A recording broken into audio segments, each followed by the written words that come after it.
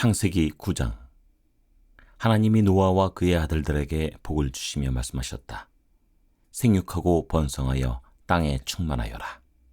땅에 사는 모든 짐승과 공중에 나는 모든 새와 땅 위를 기어다니는 모든 것과 바다에 사는 모든 물고기가 너희를 두려워하며 너희를 무서워할 것이다. 내가 이것들을 다 너희 손에 맡긴다. 살아 움직이는 모든 것이 너희의 먹거리가 될 것이다. 내가 전에 푸른 채소를 너희에게 먹거리로 준 것 같이 내가 이것들도 다 너희에게 준다. 그러나 고기를 먹을 때 피가 있는 채로 먹지는 말아라. 피에는 생명이 있다. 생명 있는 피를 흘리게 하는 자는 내가 반드시 보복하겠다. 그것이 짐승이면 어떤 짐승이든지 그것에게도 보복하겠다. 사람이 같은 사람의 피를 흘리게 하면 그에게도 보복하겠다.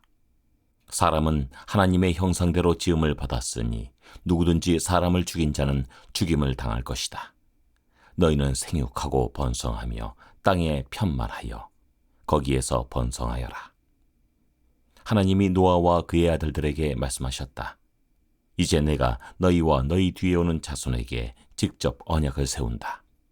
너희와 함께 있는 살아 숨쉬는 모든 생물, 곧 너와 함께 방주에서 나온 새와 집짐승과 모든 들짐승에게도 내가 언약을 세운다. 내가 너희와 언약을 세울 것이니 다시는 홍수를 일으켜서 살과 피가 있는 모든 것들을 없애는 일이 없을 것이다. 땅을 파멸시키는 홍수가 다시는 일어나지 않을 것이다. 하나님이 말씀하셨다. 내가 너희 및 너희와 함께 있는 숨쉬는 모든 생물 사이에 대대로 세우는 언약의 표는 바로 무지개이다. 내가 무지개를 구름 속에 둘 터이니 이것이 나와 땅 사이에 세우는 언약의 표가 될 것이다. 내가 구름을 일으켜서 땅을 덮을 때마다 무지개가 구름 사이에서 나타나면 나는 너희와 숨쉬는 모든 짐승, 곧 살과 피가 있는 모든 것과 더불어 세운 그 언약을 기억하고 다시는 홍수를 일으켜서 살과 피가 있는 모든 것을 물로 멸하지 않겠다. 무지개가 구름 사이에서 나타날 때마다 내가 그것을 보고 나 하나님이 살아 숨쉬는 모든 것들, 곧 땅 위에 있는 살과 피를 지닌 모든 것과 세운 영원한 언약을 기억하겠다. 하나님이 노아에게 말씀하셨다. 이것이 내가 땅 위에 살과 피를 지닌 모든 것과 더불어 세운 언약의 표다. 방주에서 나온 노아의 아들은 셈과 함과 야벳이다. 함은 가나안의 조상이 되었다. 이 세 사람이 노아의 아들인데 이들에게서 인류가 나와서 온 땅 위에 퍼져나갔다. 노아는 처음으로 밭을 가는 사람이 되어서 포도나무를 심었다. 한 번은 노아가 포도주를 마시고 취하여 자기 장막 안에서 아무것도 덮지 않고 벌거벗은 채로 누워 있었다. 가나안의 조상 함이 그만 자기 아버지의 벌거벗은 몸을 보았다. 그는 바깥으로 나가서 두 형들에게 알렸다. 셈과 야벳은 겉옷을 가지고 가서 둘이서 그것을 어깨에 걸치고 뒷걸음쳐 들어가서 아버지의 벌거벗은 몸을 덮어드렸다. 그들은 아버지의 벌거벗은 몸을 보지 않으려고 얼굴을 돌렸다. 노아는 술에서 깨어난 뒤에 작은 아들이 자기에게 한 일을 알고서 이렇게 말하였다. 가나안은 저주를 받을 것이다. 가장 천한 종이 되어서 저의 형제들을 섬길 것이다. 그는 또 말하였다. 셈의 주 하나님은 찬양받으실 분이시다. 셈은 가나안을 종으로 부릴 것이다.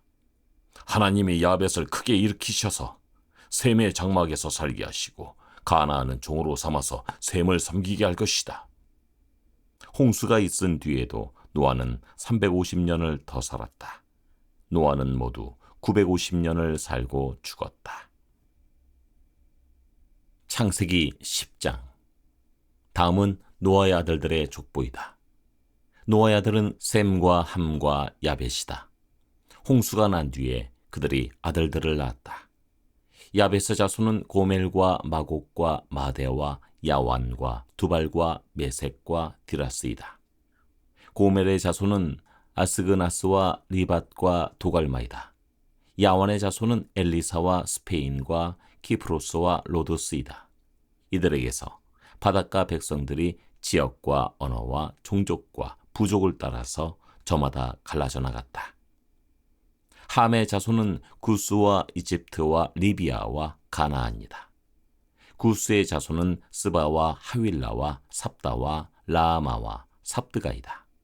라마의 자손은 스바와 드단이다. 구스는 또 니므롯을 낳았다. 니므롯은 세상에 처음 나타난 장사이다. 그는 주님께서 보시기에도 힘이 센 사냥꾼이었다. 그래서 주님께서 보시기에도 힘이 센 니므롯과 같은 사냥꾼이라는 속담까지 생겼다. 그가 다스린 나라의 처음 중심지는 시날 지방 안에 있는 바빌론과 에렉과 악갓과 갈레이다. 그는 그 지방을 떠나 아시리아로 가서 니느웨와 르호보딜과 갈라를 세우고 니느웨와 갈라 사이에는 레센을 세웠는데 그것은 아주 큰 성이다. 이집트는 리디아와 아남과 르합과 납두와 바다르스와 가슬루와 크레타를 낳았다. 블레셋이 바로 크레타에게서 나왔다. 가나안은 맏아들 시돈을 낳고 그 아래로 헷과 여부스와 아모리와 기르가스와 히위와 알가와 신과 아르왓과 스말과 하맛을 낳았다. 그 뒤에 가나안족은 사방으로 퍼져나갔다.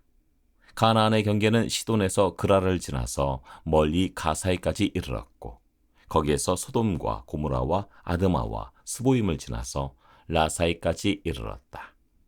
이 사람들이 종족과 언어와 지역과 부족을 따라서 갈라져 나간 함의 자손이다. 야벳의 형인 셈에게서도 아들, 딸이 태어났다. 셈은 에벨의 모든 자손의 조상이다. 셈의 자손은 엘람과 아스루와 아르박삿과 룻과 아람이다. 아람의 자손은 우스와 훌과 게델과 마스이다. 아르박삿은 셀라를 낳고 셀라는 에벨을 낳았다. 에벨은 두 아들을 낳았는데 한 아들의 이름은 그의 시대에 세상이 나뉘었다고 해서 벨렉이라고 하였다. 벨렉의 아우 이름은 욕단이다. 욕단은 알모닷과 셀렙과 하살마웻과 예라와 하도람과 우살과 디글라와 오발과 아비마엘과 스바와 오빌과 하윌라와 요밥을 낳았다. 이 사람들이 모두 욕단의 자손이다. 그들이 사는 곳은 메사에서 스발에 이르는 동쪽 산간지방이다. 이 사람들이 종족과 언어와 지역과 부족을 따라서 갈라져 나간 셈의 자손이다. 이들이 각 종족의 족보를 따라 갈라져 나간 노아의 자손 종족이다.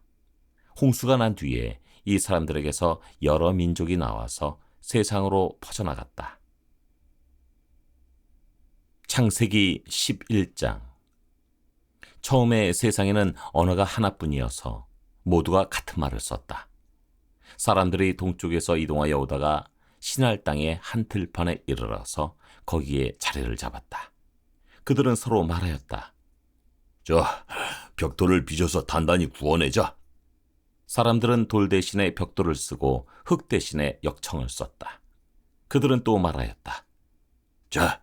도시를 세우고 그 안에 탑을 쌓고서 탑 꼭대기가 하늘에 닿게 하여 우리의 이름을 날리고 온 땅 위에 흩어지지 않게 하자. 주님께서 사람들이 짓고 있는 도시와 탑을 보려고 내려오셨다. 주님께서 말씀하셨다.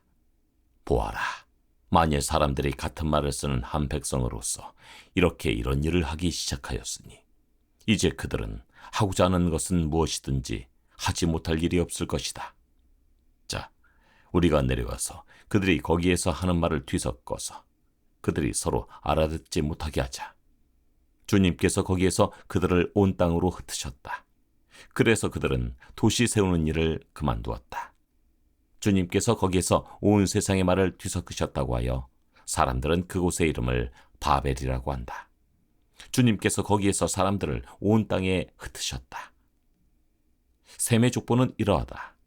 셈은 홍수가 끝난 지 2년 뒤 100살이 되었을 때 아르박삿을 낳았다. 셈은 아르박삿을 낳은 뒤에 500년을 더 살면서 아들, 딸을 낳았다. 아르박삿은 35살에 셀라를 낳았다. 아르박삿은 셀라를 낳은 뒤에 403년을 더 살면서 아들, 딸을 낳았다. 셀라는 30살에 에벨을 낳았다. 셀라는 에벨을 낳은 뒤에 403년을 더 살면서 아들, 딸을 낳았다. 에벨은 34살에 벨렉을 낳았다. 에벨은 벨렉을 낳은 뒤에 430년을 더 살면서 아들, 딸을 낳았다. 벨렉은 30살에 르우를 낳았다. 벨렉은 르우를 낳은 뒤에 209년을 더 살면서 아들, 딸을 낳았다. 르우는 32살에 스룩을 낳았다. 르우는 스룩을 낳은 뒤에 207년을 더 살면서 아들을 낳았다. 스룩은 30살에 나홀을 낳았다. 스룩은 나홀을 낳은 뒤에 200년을 더 살면서 아들, 딸을 낳았다. 나홀은 29살에 데라를 낳았다. 나홀은 데라를 낳은 뒤에 119년을 더 살면서 아들, 딸을 낳았다. 데라는 70살에 아브람과 나홀과 하란을 낳았다. 데라의 족보는 이러하다. 데라는 아브람과 나홀과 하란을 낳았다. 하란은 롯을 낳았다. 그러나 하란은 그가 태어난 땅 바빌로니아의 우르에서 아버지보다 먼저 죽었다. 아브람과 나홀이 아내를 맞아들였다. 아브람의 아내의 이름은 사레이고 나홀의 아내의 이름은 밀가이다. 하란은 밀가와 이스가의 아버지이다. 사레는 임신을 하지 못하여서 자식이 없었다. 데라는 아들 아브람과 하란에게서 난 손자 롯과 아들 아브람의 아내인 며느리 사레를 데리고 가나안 땅으로 오려고 바빌로니아의 우르를 떠나서 하란에 이르렀다. 그는 거기에다가 자리를 잡고 살았다.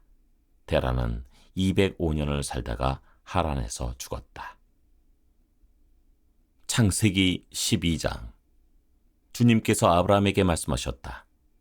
너는 내가 살고 있는 땅과 내가 난 곳과 너희 아버지의 집을 떠나서 내가 보여주는 땅으로 가거라. 내가 너로 큰 민족이 되게 하고 너에게 복을 주어서 내가 크게 이름을 떨치게 하겠다. 너는 복의 근원이 될 것이다. 너를 축복하는 사람에게는 내가 복을 베풀고 너를 저주하는 사람에게는 내가 저주를 내릴 것이다.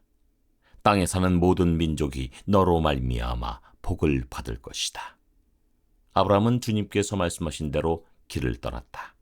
롯도 그와 함께 길을 떠났다. 아브라함이 하란을 떠날 때 나이는 75이었다. 아브라함은 아내 사렛과 조카 롯과 하란에서 모은 재산과 거기에서 얻은 사람들을 거느리고 가나안 땅으로 가려고 길을 떠나서 마침내 가나안 땅에 이르렀다. 아브라함은 그 땅을 지나서 세겜 땅, 곧 모래의 상수리 나무가 있는 곳에 이르렀다. 그때 그 땅에는 가나안 사람들이 살고 있었다. 주님께서 아브라함에게 나타나셔서 말씀하셨다. 내가 너의 자손에게 이 땅을 주겠다. 아브라함은 거기에서 자기에게 나타나신 주님께 제단을 쌓아서 바쳤다. 아브라함은 또 거기에서 떠나 베델의 동쪽에 있는 산간 지방으로 옮겨가서 장막을 쳤다. 서쪽은 베델이고 동쪽은 아이이다. 아브라함은 거기에서도 제단을 쌓아서 주님께 바치고 주님의 이름을 부르며 예배를 드렸다. 아브라함은 또 길을 떠나 줄곧 남쪽으로 가서 네겝에 이르렀다. 그 땅에 기근이 들었다. 그 기근이 너무 심해서 아브라함은 이집트에서 얼마 동안 몸부쳐서 살려고 그리로 내려갔다. 이집트에 가까이 이르렀을 때 그는 아내 사레에게 말하였다. 여보, 난 당신이 얼마나 아리따운 여인인가를 잘 알고 있어. 이집트 사람들이 당신을 보고서 당신이 나의 아내라는 것을 알면 나는 죽이고 당신은 살릴 것이오. 그러니까 당신은 나의 누이라고 하시오. 그렇게 하여야 내가 당신 덕분에 대접을 잘 받고 또 당신 덕분에 이 목숨도 부지할 수 있을 거요. 아브라함이 이집트에 이르렀을 때 이집트 사람들은 아브라함의 아내를 보고 매우 아리따운 여인임을 알았다. 바로의 대신들이 그 여인을 보고 나서 바로 앞에서 그 여인을 칭찬하였다. 드디어 그 여인은 바로의 궁전으로 불려 들어갔다. 바로가 그 여인을 보고서 아브라함을 잘 대접하여 주었다. 아브라함은 양떼와 소떼와 암나귀와 수나귀와 남녀 종과 낙타까지 얻었다. 그러나 주님께서 아브라함의 아내 사레의 일로 바로와 그 집안에 무서운 재앙을 내리셨으므로 바로가 아브라함을 불러서 꾸짖었다. 어찌하여 너는 나를 이렇게 대하느냐? 저 여인이 너의 아내라고 왜 일찍 말하지 않았느냐? 어찌하여 너는 저 여인이 내 누이라고 해서 나를 속이고 내가 저 여인을 아내로 데려오게 하였느냐? 자, 내 아내가 여기 있다. 데리고 나가거라. 그런 다음에 바로는 그의 신하들에게 명하여 아브라함이 모든 재산을 거두어서 그 아내와 함께 나라 밖으로 나가게 하였다.